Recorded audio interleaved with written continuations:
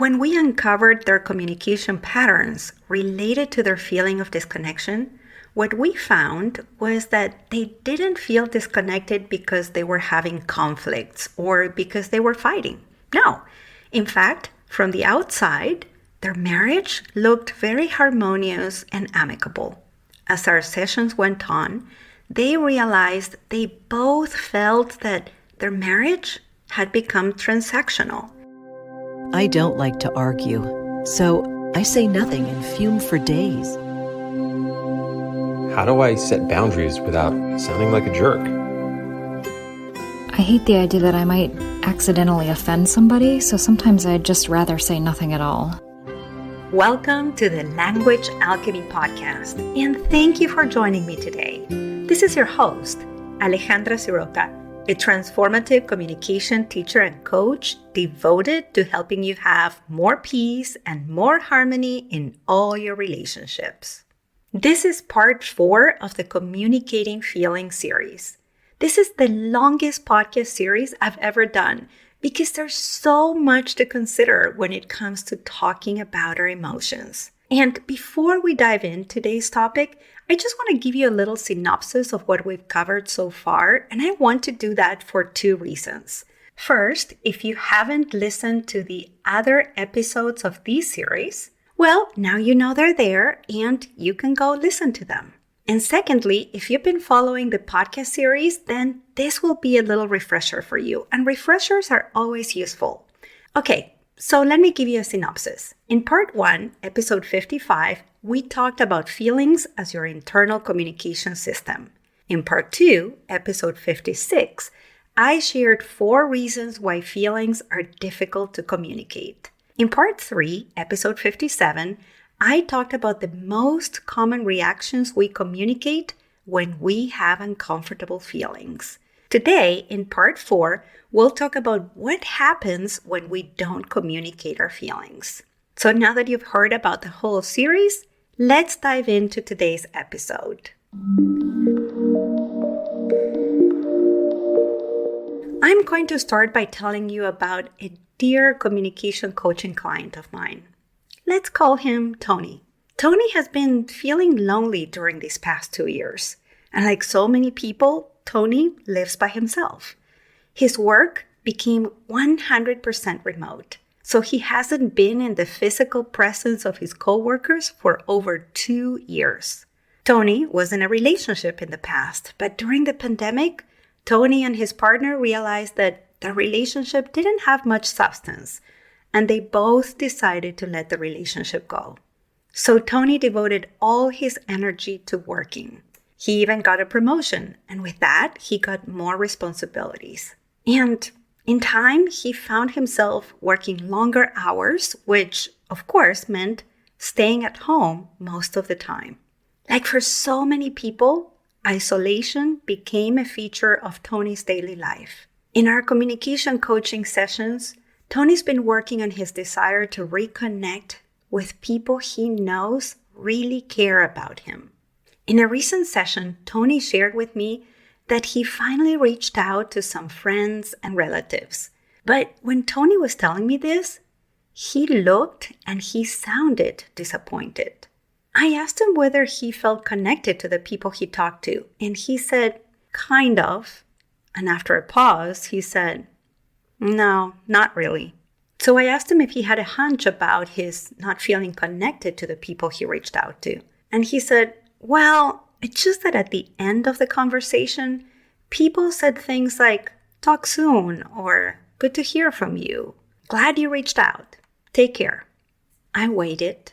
And then he said, you know, Alejandra, nobody made plans with me. People didn't really ask me how they could help me or support me. As our session went on, Tony revealed what he talked about with the people he reached out to. He said he talked about his new position, that he talked about some of the Netflix series that he's watched during these past 2 years, that he talked about people they knew in common. And when I asked him if he shared about his feelings of loneliness or his desire for connection, he said, no, I didn't want to embarrass myself letting people know how I felt. Oh, I get it. Tony didn't share how he felt. And most likely, the people he talked to assumed he was doing well, that he was busy, that he was engaged with this new job or this new position. And so they were really unaware of his needs. One of the impacts of not talking about our feelings is that others don't really know what's going on with us. And if others don't know what's really going on with us, then they don't know if there's anything we need. And what's worse, others are likely to make assumptions about how we are and then act accordingly.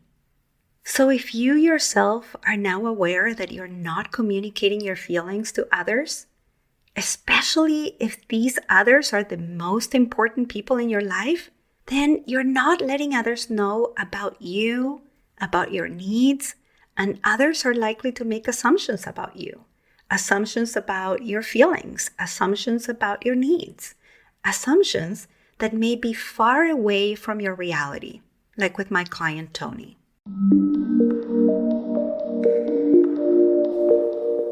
Now let's talk about another impact in our lives and relationships when we are not able to communicate our feelings. Every time I have a conversation with someone who is considering having me as their communication teacher or as their communication coach, I hear a variation of the same longing, which is wanting to have a meaningful sense of connection. And what I find is that the people who feel the most disconnected are the people who have the least access to their feelings. And as I shared in part 1 of this podcast series, it's extremely hard to communicate something we don't know much about. Years ago, I worked with a lovely couple who had gotten so disconnected from one another that they were wondering if they were going to make it past their 7th year of marriage.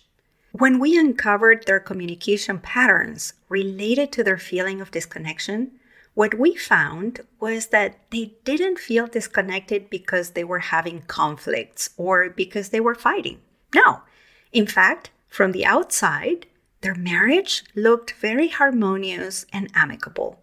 As our sessions went on, they realized they both felt that their marriage had become transactional. They realized they had stopped talking about their feelings like they used to during their first years together. During the previous years, they spent most of their time together planning, dividing tasks, and talking about their activities. Their relationship became superficial, and their marriage lost meaning. And this is one of the greatest impact of not communicating our feelings. Superficial and meaningless relationships.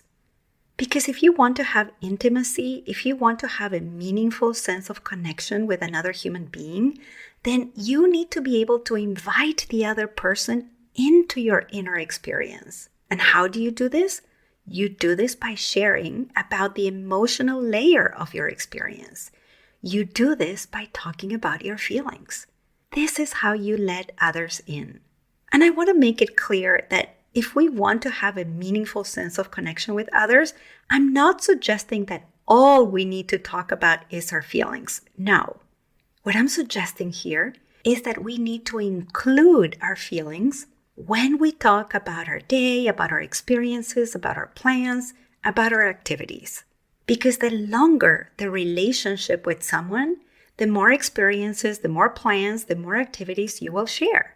But how you talk about them makes a world of difference in terms of the kind of relationship you will have. If you want to have a true sense of connection, if you want to have a meaningful relationship with the other person you're talking to, then you need to share how you felt about what you did that day or how it was for you when you were on vacation. So for example, if you had a meeting with your coworkers that day, also talk about how you felt about it. If you're sharing about your vacation, maybe you share about how you felt when you were at the airport or how it felt to be able to hug your grandmother again. Sharing about your inner life, communicating your feelings, this is what contributes to meaningful relationships. And there's another impact we need to talk about when we don't know how to communicate our feelings skillfully. When I'm talking about communicating feelings skillfully, I want to include a very important communication skill that very few people talk about. When I talk about communication, I'm not just talking about speaking. I'm also talking about listening. So part of what we do when we don't communicate our feelings is that we don't know how to listen to others when they tell us about their feelings. In my work with my communication coaching clients and students, I see this happens very frequently for many of my clients. And it usually happens with the people who are the closest to them. Their spouses, their parents, their adult children, their family members. And when my clients talk to someone close to them who doesn't listen to their feelings, who doesn't know how to make space for their feelings, my clients tell me that they believe they don't matter to the other person. They say to me, Alejandra, what's the point of sharing about my life with this person? What's the point of letting them know how I feel if I don't matter to them?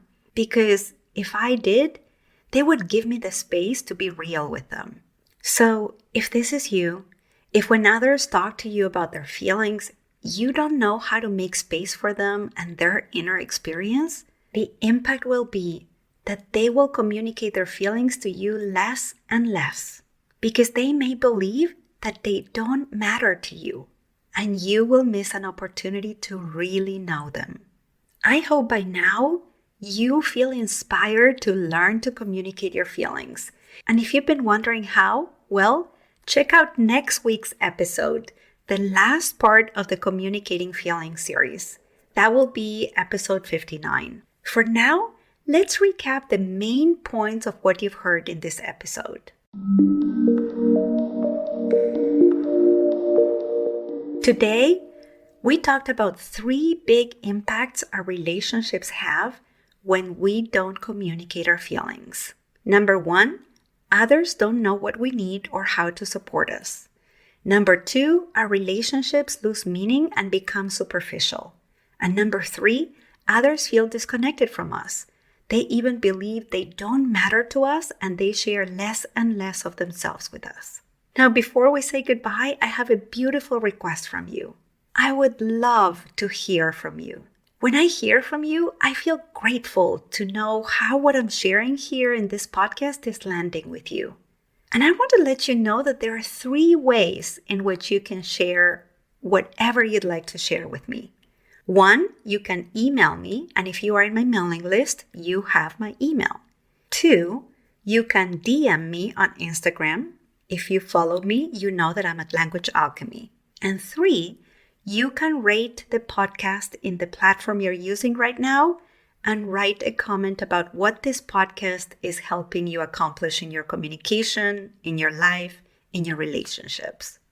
I feel delighted when I get an email from you and you let me know what you're learning from the podcast or that you've shared the podcast with a friend or a dear one. And I feel really excited when you rate the podcast in the platform you're using right now and leave a review, because when you do that, the podcast platform algorithm increases visibility of the podcast, and that helps more people have access to these tools.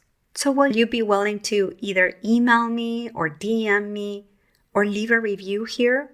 I really hope to hear from you.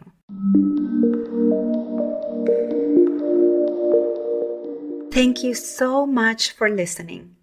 A special thanks to all my communication students who attended the Choosing True Connection course and learned to make space for other people's feelings without losing their cool, taking it personally, or giving up who they truly are. Until next week, and as we say in Argentina, ciao ciao. Original music by Gary LaPoe. You can find all links in the show notes at languagealchemy.com.